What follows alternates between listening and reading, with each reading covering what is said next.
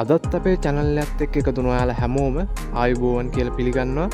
ඉතින් අද මේ වීඩියෝ එකෙන් මම ඔයාලට අරගෙන ඇවිල්ලා තියෙන්නේ චොක්ලට් ආර මහ පරවි පෙයාර එකක්. ඒ කියන්නේ අපි බ්‍රීඩින් වලට තියාගෙන ඉන්න මහ සත්තු දෙන්නෙක් තමයි අද මේ වීඩියෝ එකෙන් ඔයාලට පෙන්වන්න යන්නේ.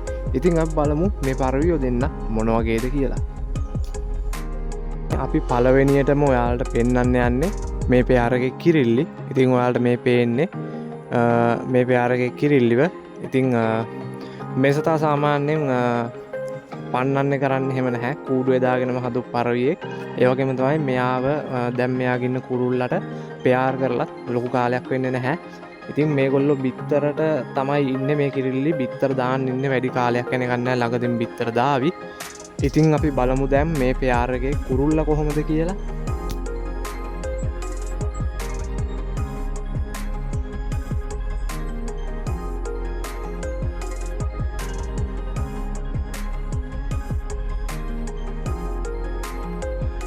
ඉතින් යාළුවනේ ඔයාලට මේ පේන්නේ පෙයාරගේ කුරුල්ලා.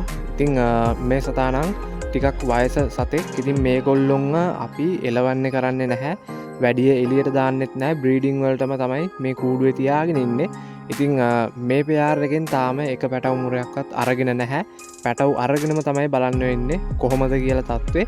ඉතින් කොහොම වුණත් මේ සත්තු ඇවිල්ලා ලංකාවේ පරිසරය තුල එලවන්න නම් ටිකක් අමාරුයි. මොකද ගොඩක්ම උකුස්සෝ කුරුළු ගොයි වගේ සත්තුන්ගේ ග්‍රහණයට ඉක්මනටම අහුවෙන පරවි වර්ග තමයි මේ චොක්ලට් ආර සමර ඒ වගේ සත්තු. ඉතින් මොකද ඒගොල්ලොන්ගේ කල එක වැඩි. ඒ කියන්නේ මේගොල්ලෝ අහසට ගියයින් පස්සේ ඉක්මනට විලෝපිකයන්ගේ ඇහැ ගැටෙනවා වැඩි මේගොල්ලොන් කල එකත් එක්ක. ඒ වගේම තමයි මේ පරවි හෙමීට තමයි ෆ්ලයි කරන්නේ. ඒ වගේම සමනල් වගේ හැඩයට තටු ගහන්න. ඉතින් මේගොල්ලොන්ට සාමාන්‍ය උකුස්සෙක් කුරුළු ගොයෙක් වගේ ඇටැක් කරන්න ආවොත් බොහෝ දුරට බේරෙන්න අමාරුයි. ඉතින් ඒක නිසා මේගොල්ලෝ ගොඩක්ම සත්තු හදන අය එලවන්න එහෙම බලන්නේ නැහැ. කැමති නම් එලවන්න පුළුවන් කුස්සෝ අඩු කාලයක් වගේ බලලා.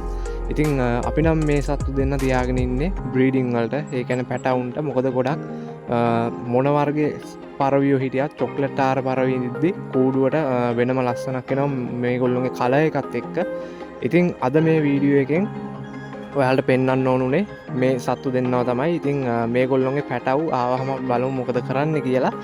ඉතින් මේ වගේ වීඩියෝස් දිගටම බලන්න අපේ channel එක subscribe කරලා තියාගන්න. ඒ වගේම like කරන්න, comment කරන්න.